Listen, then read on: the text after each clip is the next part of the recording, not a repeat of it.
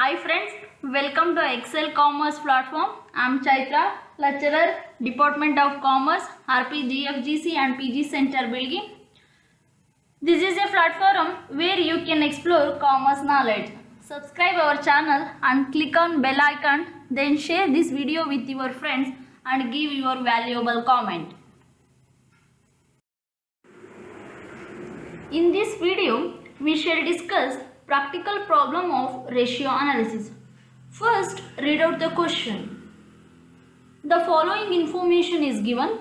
Current ratio 2.5, net working capital rupees 3 lakh, stock turnover ratio 6 times, fixed assets turnover ratio 2 times, average debt collection period 2 months, fixed assets is to shareholders net worth 1:1, liquidity ratio 1.5, gross profit ratio 20%, reserve is to share capital 0.5:1.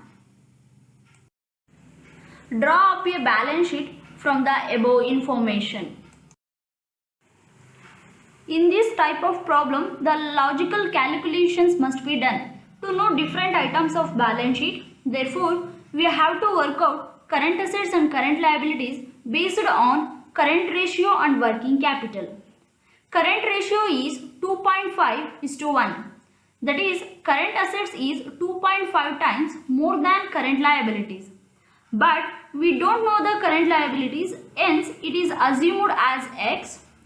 We know working capital equals current assets minus current liabilities.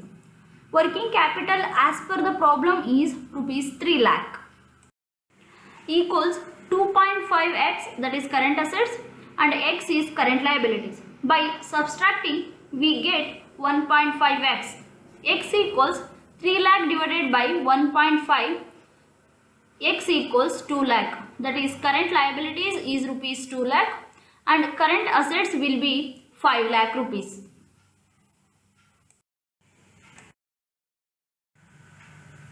Next, we calculate stock. Stock is the difference between current assets and liquid assets.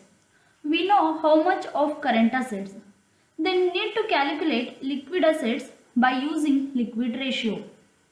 Liquid ratio is 1.5.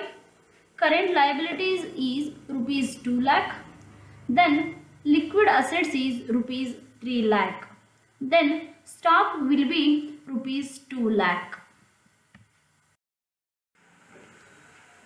In order to calculate debtors, we need to calculate net sales.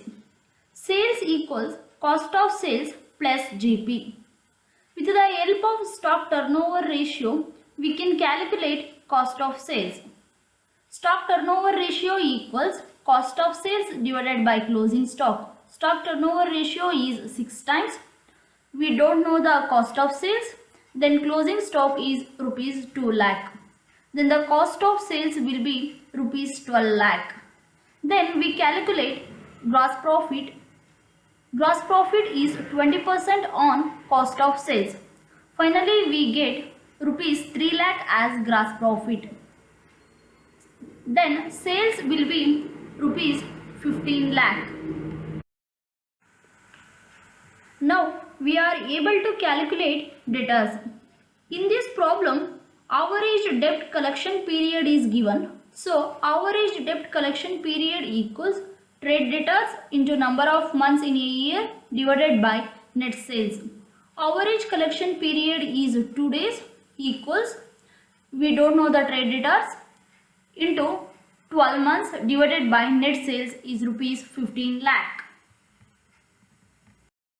Finally, we get debtors rupees 2,50,000. With the help of fixed assets turnover ratio, we can calculate fixed assets. Fixed assets turnover ratio equals cost of sales divided by fixed assets.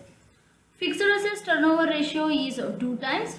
Cost of sales rupees 12 lakh divided by fixed assets. Then fixed assets will be rupees 6 lakh.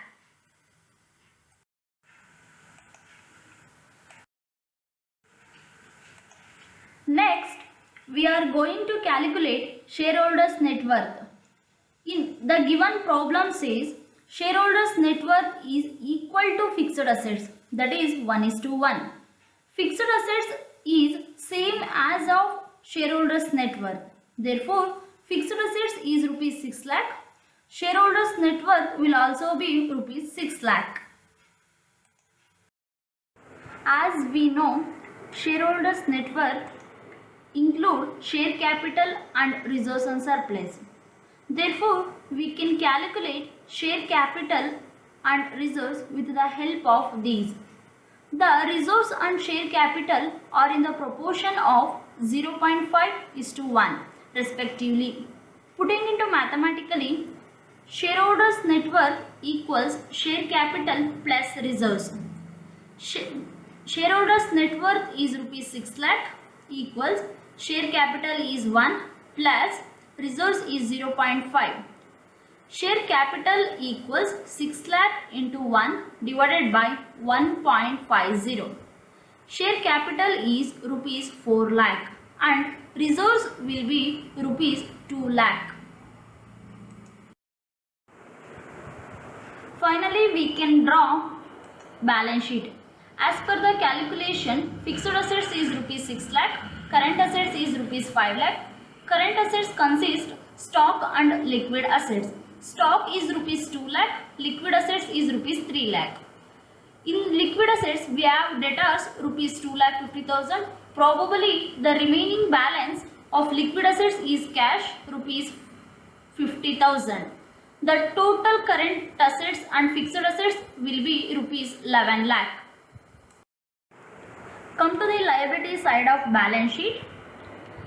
Share capitals rupees 4 lakh, reserves rupees 2 lakh, current liabilities rupees 2 lakh. The aggregate of these rupees 8 lakh. But we have shortfall on the liability side of rupees 3 lakh. Probably it is the long term debt. Then total liabilities is rupees 11 lakh. Hope you understood preparations of balance sheet using ratios. We will come up with the further videos. Thank you for watching.